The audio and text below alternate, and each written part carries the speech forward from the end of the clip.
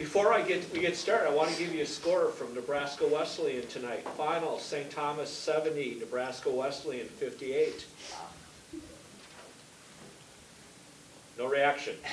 Okay. All right. Well, Matt, you want to start with a comment or two on the game tonight? And first off, congratulations on the win. Thank you very much. Again, it was another great example of who our guys are. Coming off of a tough one last night, and just responding in a 24-hour time frame and competing defensively on loose balls and sharing it the way they did on the offensive end. And tonight's just a great example of who we are, who our guys are, who we hopefully get to be next week. I have to ask you all, have you ever been in a game when only 3 fouls were called in the first half? That seemed really unusual. The first foul call came with about 8 minutes to go. Adam, you ever been in a game like that before? Lack of calls? Honestly, I think it was the same. It was like the same last night too. I think we only had like 3 or 4. I think there's a little more last night, but it's not a whole lot more. Yeah, So. I don't know. I don't really think I've ever been in a game like that. We watched their game last night, and they're super disciplined. You know, they Yeah. got their hands back. They weren't following on drives, so we knew that coming in. Okay, okay. So you kind of watched that and saw you might be able to take advantage of that then, huh? Yeah, I guess. Okay. I think it's a focal point if you watch both teams play. It's a focal point. You know, they're well coached and they're taught to show their hands when guys drive and not foul. It's something that we stress, and our guys do a really good job of too. Talk about this balance. I mean, all 5 starters were in double figures. You had 3 guys, I think, with double-doubles tonight. Ben, I mean, you're kind of running the show out there. Talk about a little bit about this balance. Is this a product of the experience you guys have?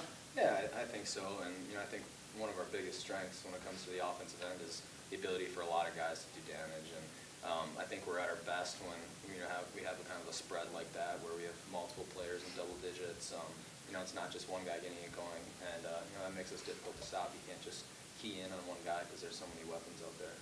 It's got to make it tough defensively. Brett, if you were coaching against you guys, what would you try to do to stop this? I mean, because like Ben was saying, I mean, it's a 5-pronged attack almost. It's tough because, you know, if you're not helping when Jack gets a post touch, he's hurting you every single time. And when you do help and you double team him, he's got good enough vision, good enough passing skill, or he's going to find the open guy. That's what he did tonight. Yeah. Adam, do you look at these games now in the tournament as kind of 2-game blocks? I mean, every weekend. I mean, you're a third of the way to your goal of getting to Fort Wayne. Do you kind of break this down into 2-game blocks now, this week, next weekend, and hopefully the weekend after? Kind of. We're just taking it one game at a time. So I mean, we're just looking at next opponent. We're not looking ahead too far. Okay. But, yeah. Okay. Ben, how important was it to get off to a good start? You know, Northwestern had the great upset last night against St. John's. They got off to a quick start against St. John's. I think that helped them. Was it important for you guys to kind of hit the pedal to the metal and maybe start quickly against them? Yeah, I think defensively, especially against a team that scores as well as they do, you have to make them uncomfortable early in the game, and we were able to do that. And you know, when you build a cushion like that, you're able to withstand their run better. You know, they made a really strong run at the start of the second half, and then when you have such a cushion, you're able to punch back. And luckily, when they make their run, they don't take the lead or anything like that. So they seemed to be pretty emotionally into the game. I mean, when they made that run, they were kind of, I don't want to say taunting, but they were letting you guys know that they were coming a little bit. I mean, is it nice to kind of push back the other way, Brett? Yeah, definitely. I mean, they brought a great student section, great fan base, and once they made that run, their fans were getting into it. And, you know, that's the kind of atmosphere we live for. So I think we did a good job of responding. Okay. Matt, what's the situation now for hosting? I mean, you guys won't know until what, tomorrow or Monday if you host next week. Yeah. What's the? Our AD knows more than I do probably. We'll find out either tomorrow night, Monday morning. But again, we just don't care. We'll play anybody, anywhere, anytime.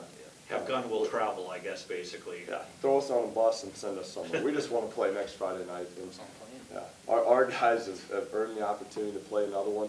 I'm excited that I get to coach Ben and Brett and Alex Van Dyke, our 3rd senior, another game and get to enjoy it with other great teammates. You're an interim coach right now, right? Correct, yep. Does this help you as you think your job prospects maybe for next year? Does it matter anything? It does not matter to me one iota. I'm Okay. living right now, enjoying being with these guys. Let's go hunt Friday night. Okay. Anything else? You guys got anything? Yeah, You guys dominated the game in multiple facets, obviously, but one big point was that you outscored them 44-20 in the paint. Were you just trying to make a conceited effort to get the ball down low to Jack, Coach?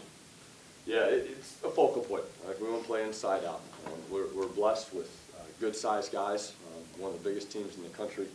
We got to utilize it, so definitely we got to throw the ball inside. Our guys do a great job of it, and Ben and Brett, they could score the ball a lot if they wanted to, but they share it to the other guys and get everybody involved. So yeah, that's definitely a focal point. And shout out to you two guys for driving here from Oshkosh. We really appreciate it. Thank you. And finally, towards the end of the year, you guys dropped 2 or 3 against WAC opponents, but you came out here NCAA tournament, and does it feel like you guys are back? You have a 23-point margin of victory in these 2 games. So does it feel like you're back to last year's height? Yeah, I think a little bit. You know, the tough thing about the tournament is you can't really think about those kind of things. You really do take it one game at a time. And I know it's kind of cliche, but we literally only do that. We didn't talk a single bit about this game until after our game last night, and we'll do the same for this upcoming weekend. So as far as getting back to who we are, I think we did that, and that starts on the defensive end. And you know, when we're able to get stops, we're able to score the ball really efficiently. Thank you. Thank you. Congratulations on the win. Good luck the rest of the way. Thank you. Thank Thank you very And much. safe travels back. Thanks. So. We can take the stats with us. We steal the cards? Yeah, I think so.